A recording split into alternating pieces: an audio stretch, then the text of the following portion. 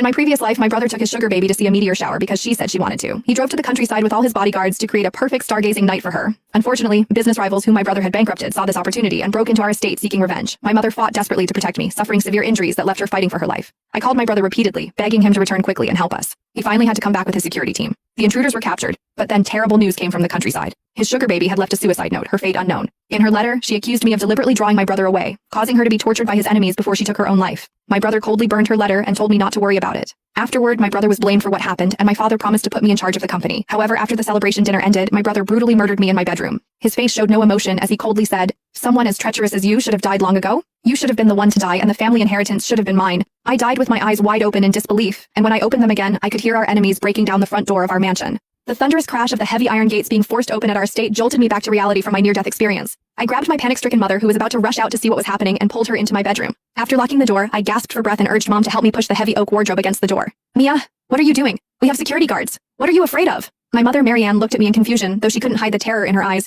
She didn't know yet that my brother James had taken all the bodyguards with him for his beloved girlfriend. "Mom, James took all the security with him. It's just the two of us in the house now." I gritted my teeth, using every ounce of strength to push the wardrobe. The heavy oak made a spine-chilling scraping sound as it left deep scratches across the hardwood floor. Marianne froze, unable to believe that my usually responsible brother would do something so reckless. Given our family's wealth, security had always been a top priority. How could all the guards possibly leave at once?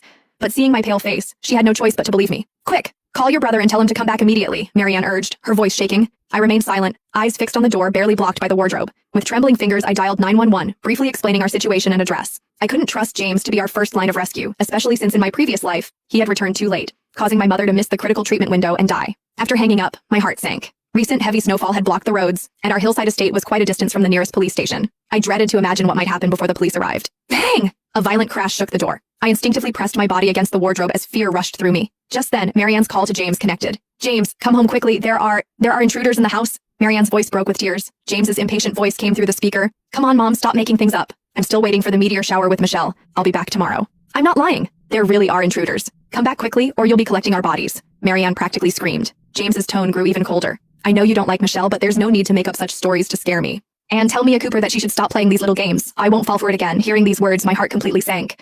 It seemed my brother had also been reborn, but why would he think this was a lie I made up? In my previous life, he had witnessed with his own eyes how those thugs tortured Mother and me. Why was he being so cold this time around? Just because of Michelle Peterson? Just because she casually said, "Mia